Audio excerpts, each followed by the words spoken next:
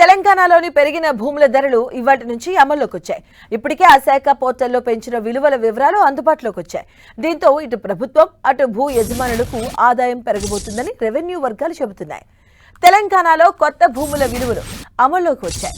హైదరాబాద్ సహా వివిధ ప్రాంతాల్లో భూములు, ప్లాట్లు, అపార్ట్మెంట్లు కొత్త మార్కెట్ విలువలను ఖరారు చేసింది ప్రభుత్వం. భూముల విలువలపై అధికారుల కమిటీ క్షేత్రస్థాయిలో లోతైన అధ్యయనం నిర్వహించి ప్రస్తుత మార్కెట్ రేట్స్, అక్కడి వాస్తవ పరిస్థితులు, మౌలిక సదుపాయాలు, గ్రోత్ కారిడార్లను పరిగణలోకి తీసుకుంటూ కొత్త ధరలను సవరించింది సర్కార్. ఈ మేరకు రిజిస్ట్రేషన్ల శాఖ 92,000 ప్రాంతాల్లో విలువ మార్పును చేపట్టింది.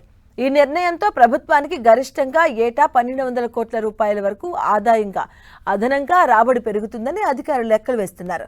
హైదరాబాద్ ఔటర్ రింగ్ రోడ్ లోపల శివారు ప్రాంతంలో పలుచోట్ల వేగంగా అభివృద్ధి జరుగుతున్నా బహుళ అంతస్తుల నిర్మాణాలు వచ్చినప్పటికీ భూముల విలువలు తక్కువగా ఉన్నట్లుగా గుర్తించడంతో అలాంటి ప్రాంతాల్లో కొత్త విలువలను ప్రభుత్వం నిర్ణయించింది.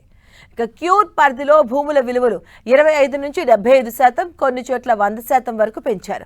ఓల్డ్ సిటీ ప్రాంతంలో 10 నుంచి 20% మాత్రమే ధరలు పెంచారు. భూముల ధరలు అధికంగా ఉన్న జూబ్లీ హిల్స్ లాంటి ప్రాంతాల్లో ఇప్పటికే చదరపు గజం మార్కెట్ విలువ 80,000గా ఉండగా దీన్ని 90,000కు పైగా పెంచడం జరిగింది. తెల్లాపూర్, శంషాబాద్ తదితర ఓఆర్ఆర్కి రెండు వైపులా ఉన్న ప్రాంతాల్లో ప్రభుత్వ మార్కెట్ విలువ చాలా తక్కువగా ఉంది. వ్యవసాయ భూములకు సంబంధించి దీన్ని 100% పెంచారు.